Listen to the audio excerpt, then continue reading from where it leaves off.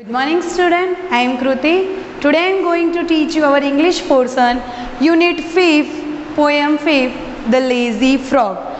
In this poem, we will discuss about a lazy person, what we do. On a school day, you are busy studying, playing and chatting with friends. मतलब कि जब आपकी school start होती है तो आप study में, बातें करने में या फिर खेलने में टाइम बिता देते हैं. When you have a holiday from school, what do you do? मतलब कि अगर आपकी छुट्टी होती तो उस दिन आप क्या करते हो? Would you behave a little like the frog in the following poem? In this poem, the one frog name is Fred. He was very lazy, and what he do? Now I will explain poem.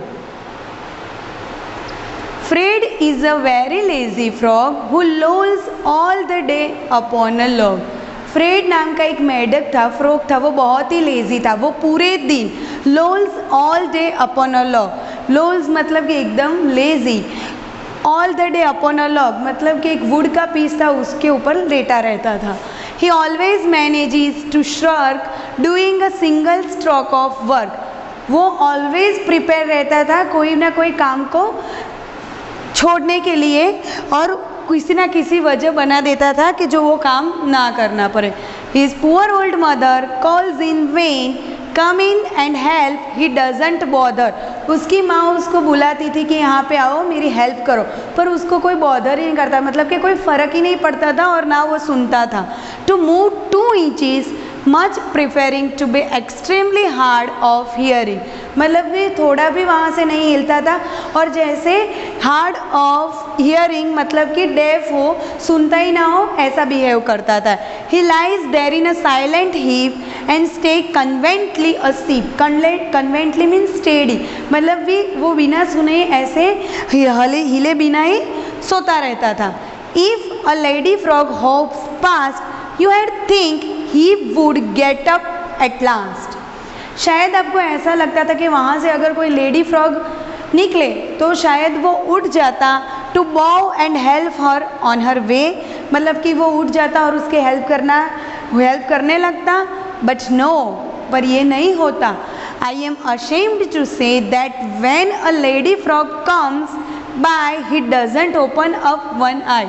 पर मुझे ये कहते हुए बहुत ही दुख महसूस हो रहा है कि अगर लेडी फ्रॉग वहाँ से निकले तो वह वैसे का वैसा सोता ही रहता है और अपनी एक आँख भी नहीं खोलता है. So in this poem we will discuss a lazy frog. वो फ्रॉग है, वो इतना लेजी कि उसको कुछ भी काम बोलो वो नहीं करता था. Now I will explain our notebook exercise and also the new words of the poem 5th, The Lazy Frog. First new word is loll. Second one is log. Third one is shark. Fifth one is vain.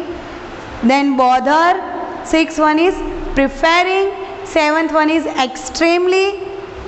Eighth one is heap. Ninth one is conveniently.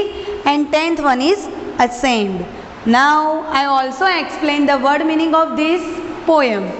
Loll, to lie around lazily, मतलब कि पूरे दिन lazily रहना, आलसी रहना. Second one is log, trunk of a tree that has been cut, मतलब tree का ये वो ट्रंक वाला पोर्ट जो कट के रख दिया गया हो.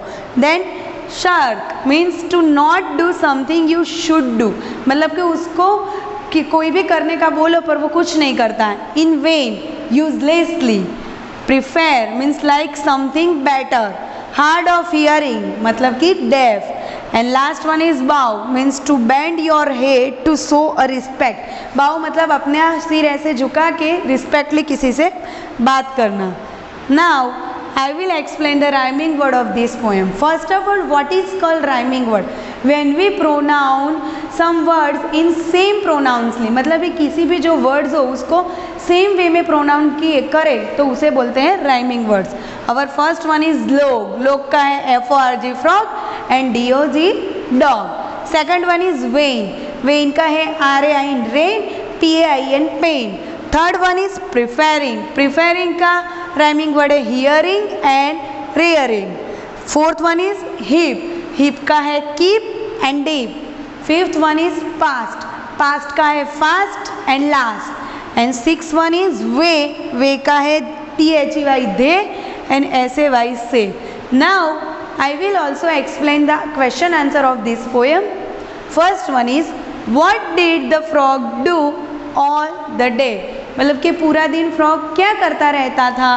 तो the frog slept contentedly all day on a log, मतलब पूरा ही दिन वो कन्वेंटली मतलब कि स्टेबल होके लॉग पे सोता रहता था. Our second one is, besides lazy what other word you can think of to describe the frog? मतलब लेजी के अलावा और कौन सा वर्ड आप फ्रॉग के लिए डिस्क्राइब करोगे according to this poem? Shameless and also lazy. Now I will also explain the complete the sentence with the reference to the poem. मतलब कि इसमें आपको poem properly read करनी है, उसके बाद ही आप ये sentence complete कर पाओगे. The first one is, when the frog's mother called him, he pretended to be hard of hearing. मतलब कि जब उसकी माँ उसको बुलाती है तो वो कैसा प्रिटेंड करता है? बी हियर्ड ऑफ हियरिंग, मतलब कि हार्ड ऑफ हियरिंग, मतलब कि कुछ जैसे ही सुनाई ना दे रहा हो. When a lady frog hops by, he doesn't not even, तो क्या आएगा? ओपन वन आई, मतलब कि अगर वहाँ से लेडी फ्रॉग भी निकलती हो तो वो अपनी एक आंख भी नहीं खोलता है. And our last exercise is, did you like the frog's behaviour? According to this poem, क्या आपको पोएम के हिसाब से फ्रॉग का बिहेवियर अच्छा लगा? No, I don't like the frog behaviour. Okay student, in this poem we will discuss the quality of frogs, its laziness. Okay, thank you.